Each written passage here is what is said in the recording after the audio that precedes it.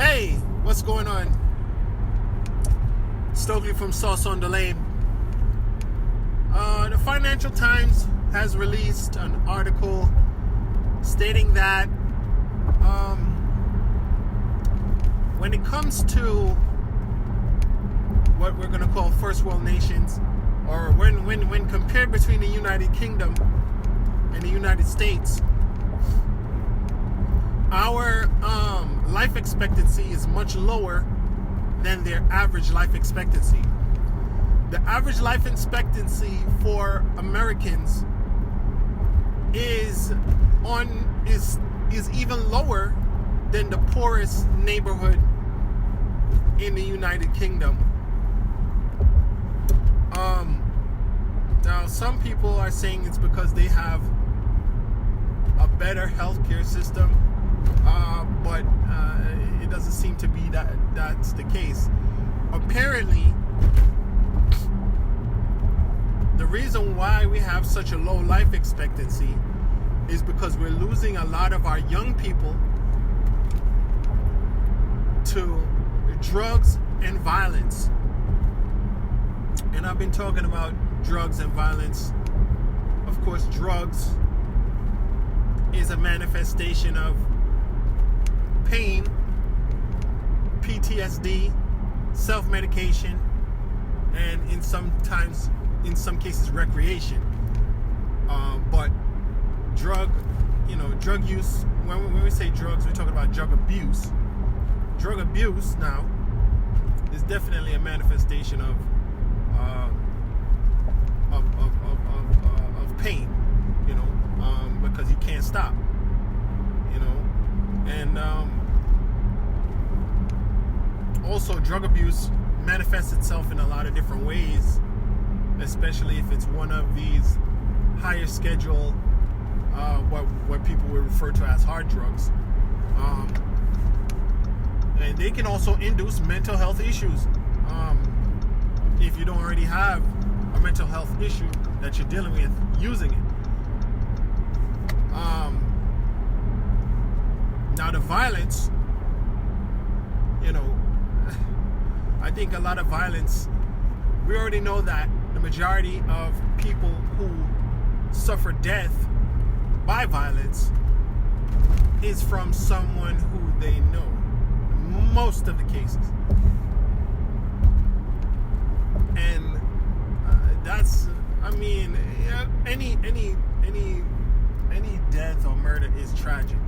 I can't say one from a stranger or somebody that you know. There's no consolation. There's no consolation in any of those situations. But it's antisocial behavior. Murder is antisocial behavior, in my opinion. And that's a behavioral problem. And that behavioral problem probably manifests from people not being able to express themselves or choose options of nonviolence. Express themselves nonviolently or choose options that are nonviolent.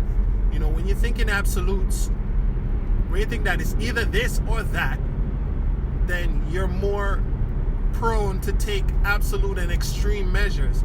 Now, if your thought process or if your behavioral process or your training tells you, there's multiple options. I can walk away. I can also walk away. In the Bible it says flee from evil. I don't really know what context it's in, but they say flee from evil. So I would think that means if you're thinking about doing evil, just walk away, just run away. If someone is about to harm you and you can get away, get away. Just like when I was talking about self-defense in one of my previous posts.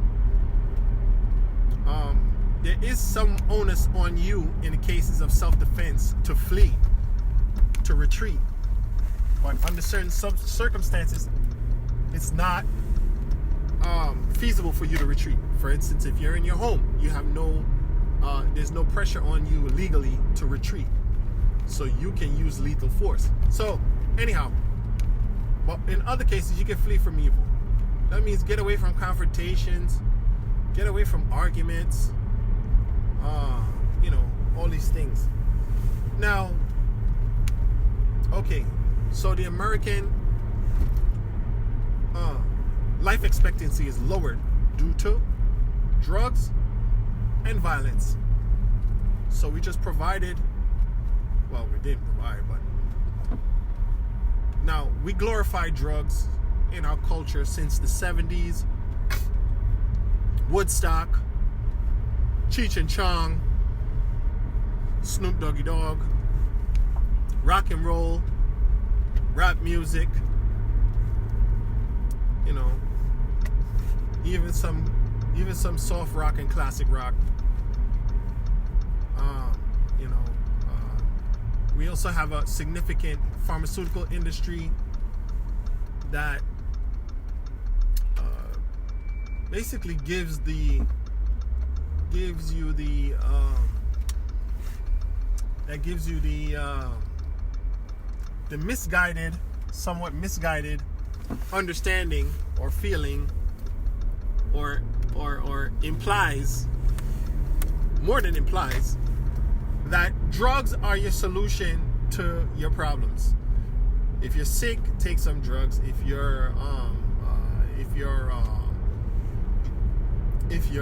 psychologically or emotionally or physically struggling, take a drug. That's the pharmaceuticals and medical industries. Well, the medical industry says get some surgery approach. Now, those one-size-fits-all approaches have resulted in the opioid epidemic. The opioid epidemic recently, if you look into it, or if you look at some of the documentaries about, just regular middle class, upper class, whatever people who you thought would have the social network and the cultural or whatever you want to call it, not to get involved with drugs, they became addicted to opioids through medical prescriptions of painkillers, and that evolved into an addiction after they were taken off of their medication. The whole what is it called? Yeah, so the pain medication has put a lot of people onto addiction. I was just watching a documentary on DW about women in prison.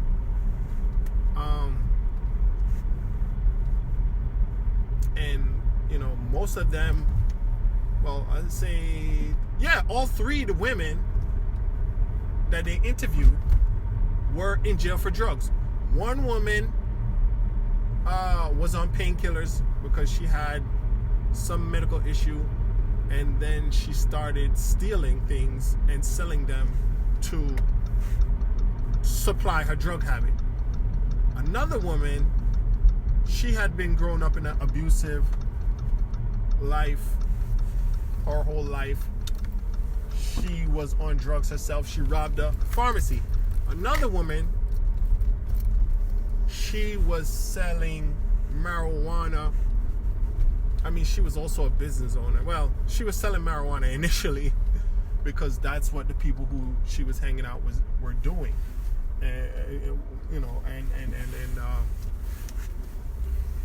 She was selling marijuana. She got pulled over by the police and got arrested. So all three women in that situation were affiliated with drugs. Two of them were drug addicts, and one of them, like I said, 33% of the people who were interviewed, right, basically, was in jail because she was prescribed painkillers, and then she told her doctor that she felt like she was addicted to the painkillers, and the doctor said, okay, well, we're gonna end your prescription. And then she started seeking out recreational drugs, and then one day her drug pusher did not have the drug that she typically uses, and he offered her some other hard street drug, and she took it just to get the pain away and just to, feed her addiction, her need for whatever dopamine, whatever that brain chemical is. And she took that, and then after that she started living a life of crime. So anyhow, what I'm saying is that the drug companies have some responsibility. The music industry has some responsibility. The film industry has some responsibility. We've glorified drug use, and drug use is causing us to die. Now, regarding our behavioral issues regarding violence, now, of course, everybody already knows we like violent video games, we like violent movies, things like this, and they're not just washing over our bodies, just like the music. It's not just washing over our bodies and coming out over the other side and we're totally clean. It's also getting into our minds and affecting our coping mechanisms, and it's affecting our interpersonal relationships, and it's affecting how we I don't know how to say it, how we choose to resolve our issues, our choices, our decision process, our reasoning, because our reasoning is leading towards violence as an option. Our reasoning is leaning towards drugs as an option, as a coping mechanism. Violence to solve our problems, drugs to solve our problems. And fleeing from evil will hopefully reduce your incidence of violence. And regarding the people who got medically addicted to, prescribed drugs and then became addicted, I don't know what the solution is for them, because that was totally unfair and that was terrible, and they would have never expected that, and there's not really much they could have done to stop that. I don't know what market share or what percentage of the population is got addicted due to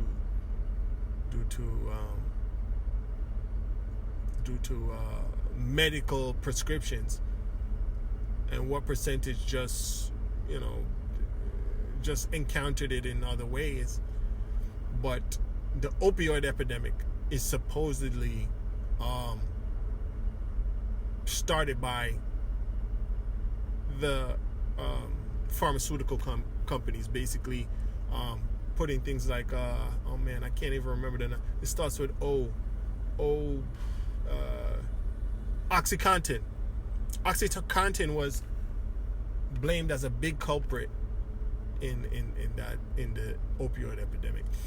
So anyhow, the whole of America, compared to the worst neighborhood in Britain, we're still have a lower life expectancy, and we're like the first world economy, so it's indication. And since the article blamed it, let me see if I can find a piece of the article right now. I hope I didn't. I think I cleared it out already. But I might have a screenshot of a portion of it, because I typically I speak off the cuff and I don't cite my sources. Now it is from the Financial Times. Okay, so here's a chart. It says COVID hit life expectancy right across the world, but the U.S. stands alone in having lost an extra year to non-COVID causes, including opioids and violence. That means after the opioid epidemic, after the coronavirus epidemic ended, countries, per this chart, countries like Austria and the UK started their recovery, and their deaths decreased, while ours continued to increase for another year. And then it says 1 in 25 American 5-year-olds does not make it to their 40th birthday, whereas at older ages, U.S. outcomes are similar to peer countries. So they're saying if you're older, if you're 75 years old, your life expectancy is the same as someone else in the United Kingdom. But if you're under 40, your life expectancy is is much shorter than someone in the UK. So there's a big gap. There's about, 5-year gap. Okay, no, this is financial. Now they're showing also on this chart, and this is an interesting chart here because it shows life expectancy by household income. And let me just surmise, people that make around $25,000 a year in the US, they live to be about 70 years old. People who make over $400,000 a year, they live to be about 84 years old. That's about 14 years more of life. So stay in school, kids. As you can see, the more money you make, the longer you're gonna live. But there's a direct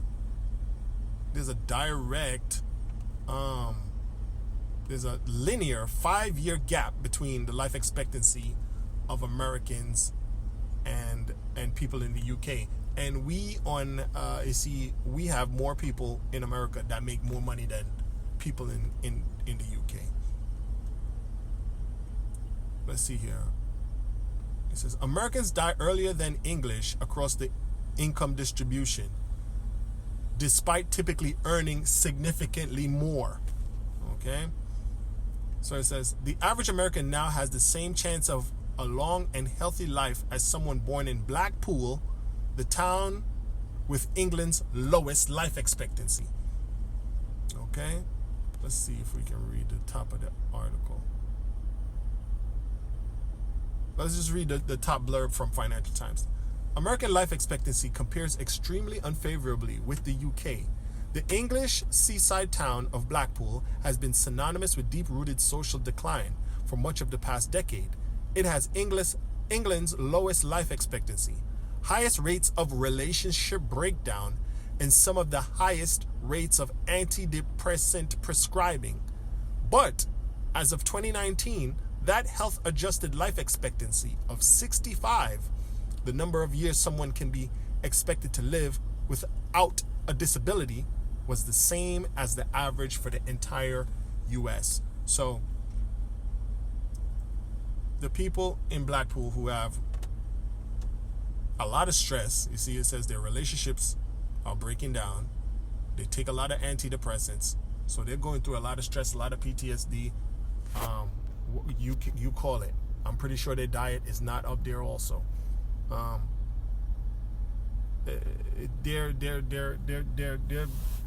Their life expectancy is the same as the average American, even though we on average make more money and have a quote unquote would have a better financial situation than the people that live in Blackpool. Now, that's all I gotta say. So what I gotta say is, flee from evil, avoid confrontation, stay away from confrontational people, stay away from cantankerous, angry people that are gonna cause you to have your relationship breakdown and have your antidepressants. You've got to be careful who you form your relationships with. Be careful who you associate with. Try to manage your network. Be minimalist. Stay within your means regarding how many people you can associate with, and choose the best people to associate with. And if these people eventually become violent or antagonistic or whatever, you got to flee from evil. You don't want to have to take antidepressants or drink alcohol or use drugs to have to cope with living with people. People stay in relationships and stay in friendships and associations, whatever, or situations where they now have to take drugs to cope. Now, physical ailments, I don't really know what to say, but I would say to try a holistic, sustainable, diet-based and approach where you take the power back and you're in control, not necessarily leaving it up to the medical industry. Nobody could have expected that the OxyContin prescriptions that the doctors prescribed would have put so many people on drugs and killed them. And ultimately they lost their life. You know what I mean? In some cases. Nobody would have expected that. Nobody. But now we understand that maybe the medical industry doesn't know the best, and we need to take care of ourselves, try to be more holistic and sustainable. Taking a pill is not a sustainable way of living. Changing your diet is sustainable. Getting some physical activity is sustainable. Having a positive mindset, that can be also sustainable. But thank you so much for listening. Take care.